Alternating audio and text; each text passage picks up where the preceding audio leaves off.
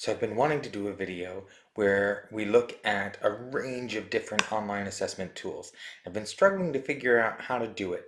How do we compare all these different assessment tools? And I made a really important decision. It's Sharpie time!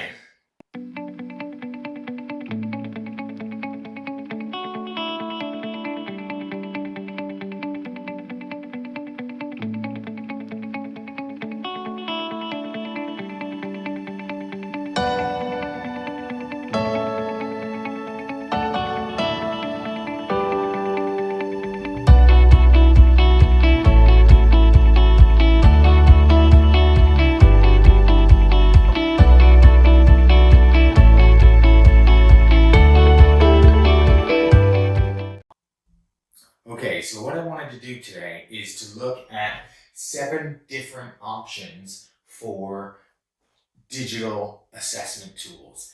And there are many more than that, and we'll look at more in other videos. But today I wanted to look at these 7 because they all have different reasons for which you might use them. And I wanted to help you make the choice between each one of them. So, looking at all these 7, we've got Quizzes, we've got Kahoot, Socrative, Plickers, Sporkle, Google Forms, and Poll Everywhere. And what I've done is I've created a chart where we can compare each one of them on a couple of different criteria. So, first thing we're going to look at is the kinds of questions you can ask in each tool.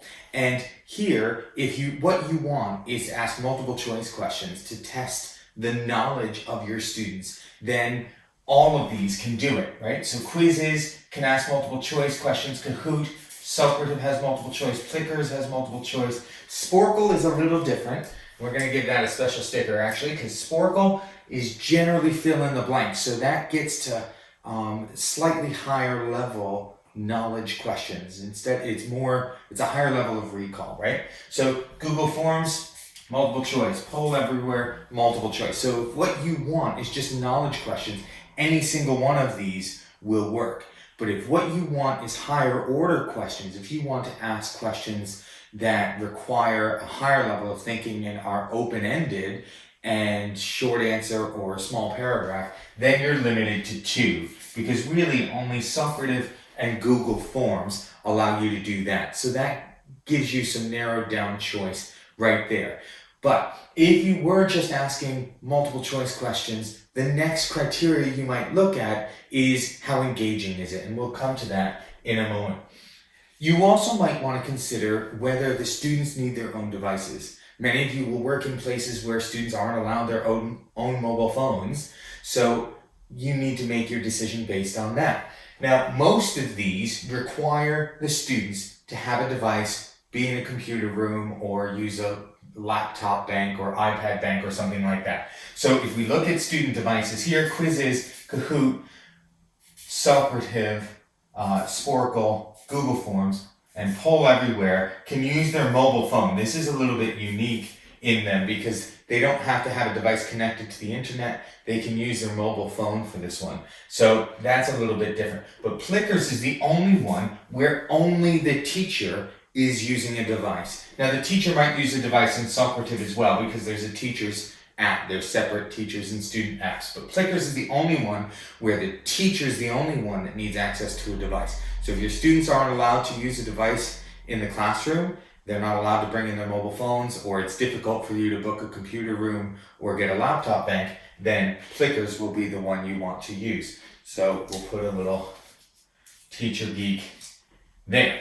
Now, the next thing you might want to look at is how engaging they are, as I said. So how competitive are they and engaging for the students? And really the key two here are going to be Quizzes and Kahoot. Socrative gets a sort of half tick because it has some competitive elements to it, but they're not as engaging, I find. So Kahoot and Quizzes are the tops there, and actually I'm going to give Quizzes my vote. This is my favorite one. It's got this element of humor in it, where students can get memes in between and things like that. And I also think it's more inclusive because with Kahoot, you're asking students to look at the main screen and then their device to answer the question.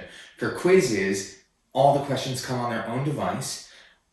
the questions are shuffled in order, so they're not all getting the same question at the same time. And it also shuffles the answers, so they can't share with each other. You can't have just one student say, oh, question 3 is A, and it's different for everybody, so it doesn't matter. So quizzes is really my top vote if you want something that's competitive and engaging. But Kahoot is really a very close second to that. So then we will look at reports. What if what you're doing is trying to get some longitudinal data for how your students are doing in a unit or across the year, and really the reason you want to use one of these tools is to get the reports out of it? Well, again, Quizzes gets a really good report. Kahoot gets a report as well, but I believe it's on the paid side. Socrative produces a report. Plickers, you can get a report. Sporkle, it's a useful report. If you sign up, you can get a report that compares you to everybody else who's ever played the game, which can be useful. Google Forms, you can set it straight up into its own spreadsheet. You can even get some graphical analysis, so it's really good for reports. And Poll Everywhere, the report bit is on the paid side. So be aware of that. The next thing I wanted to do is give each of these a score based on ease of use. How easy is it to set them up and use them straight out of the box? And there are a couple here that get kind of top scores really. So Quizzes and Kahoot get number 1 because they've got tons of pre-built quizzes that you can just use straight out of the box, that you don't even have to build your own questions out of it. You can use them straight away, right out of the box. So no problem. But you can design your own questions. Now here, Socrative gets a 2 because you do have to build your own questions. You can't use a pre-built bank, but you get the advantage of doing open-ended questions. And they have something that I really like called the exit ticket as well, which is really useful because you can just set it without any pre-planning, click on the exit ticket, and it asks the students 3 standard questions. Answer the question on the board is one of them. What's one thing you learned in this lesson kind of questions. Things like that is really useful. Now, ease of use, I think Plickers can be a bit fiddly in terms of setting up your classes, getting all of your groups set up, and then you can set the questions up in banks of 5. But using it in the classroom is pretty easy, so we get a 3 for that. Sporkle, everything on it is pre-built, no pre-planning, just find the quiz you want to use, set it, no problem. Okay, Google Forms gets a 2 only because Google Forms has lots of different options, and it's great to have options, but obviously having so many options sometimes can make it a bit more fiddly to choose between them. But what makes Google Forms really brilliant is you can ask tons of different question types. You can ask Likert scale questions, drop-down box questions, checkbox questions, multiple choice questions, short answer, full paragraph. You can ask any question type that you can think of. And Poll Everywhere also gets a 3 for me. It can be a little fiddly. On the paid side, you can even take the slides and the polls and put them right into your PowerPoint, which is a nice option to have, but it can be a little fiddly to set up. The next thing you might want to look at is whether it's teacher-paced or student-paced in the way that it's run. And here, Socrative does have a bit of advantage because Socrative can do both of them. So if you're looking at whether students do the quizzes at their own pace or you direct the pace, Socrative gives you both options, so it gets a special sticker. Now, Kahoot is just teacher-paced, okay? That you're driving the pace, you decide how long each question is, those sorts of things. Where Quizzes is student-paced. That students are kind of driving that at their own pace. They can take as long as they want to answer questions. It's not the same as everybody in the group, okay? And again, you can set the timing.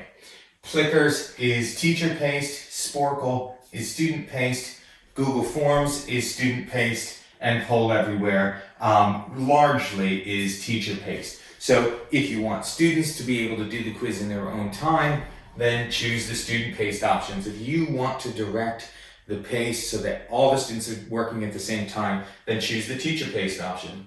Okay, the next thing we're going to look at, the last thing to consider, is whether they have some additional paid features or if they have kind of pro versions. And here, for me, Quizzes gets another Teacher Geek sticker because Quizzes right now, it may change eventually, but right now it's free across the board. There are no additional paid features. There's no pro account, nothing. It's free, straight across the board. Now, Kahoot does have some additional paid features. There are 2 levels of account, and that is £2 to £4 per month. So it's £2 for the kind of first paid level, standard level, and then there's the pro level, which gets you access to some of the higher level stuff like reports and those sorts of things. If we're looking at Socrative has a pro account with some additional features as well, and that runs at about $60 a year. Okay, it's $59.99 for the pro account for Socrative. Flickrs also has a pro account, which gets you a few additional features and advanced features, and that runs at $8.99 a month. Okay, so this is per month now. It's a membership fee. So that has some additional features with it. Sporkle also has a paid side, but all it does is remove ads. You don't get any additional features, and that is $4 a month. Okay, so again, all it does is remove ads. I'm not sure it's worth paying for.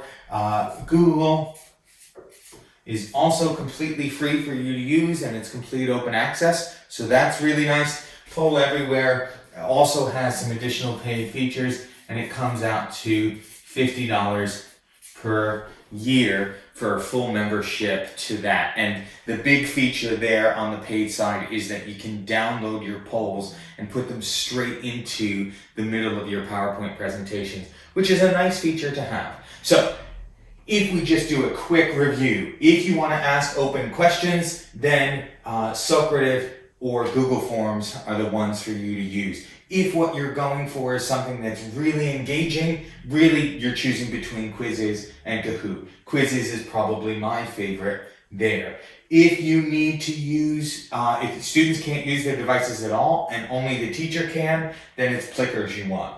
If you want reports, then I would argue it's probably Quizzes or Google Forms that are going to give you some of the best report side. If you want a student paced, you've got a choice. Here, if you want to be able to bounce between teacher paced and student paced, then you've got Socrative is your top choice. Now you can also set that up to be student paced and student navigated, which means students can skip questions and then come back.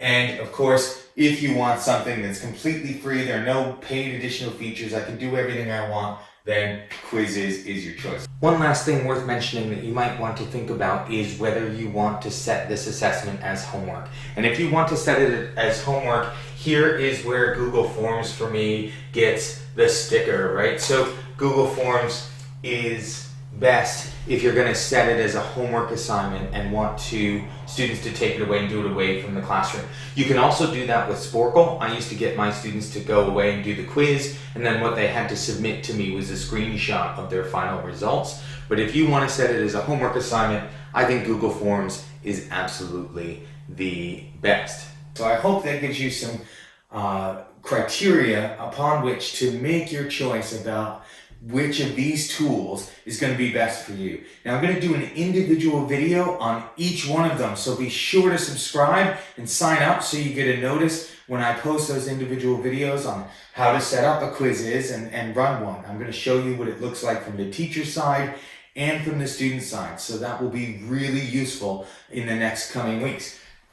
But I hope this gives you some idea of how to make your choice, how to narrow that down and think about the possible use cases for each of these options. Thanks very much for listening.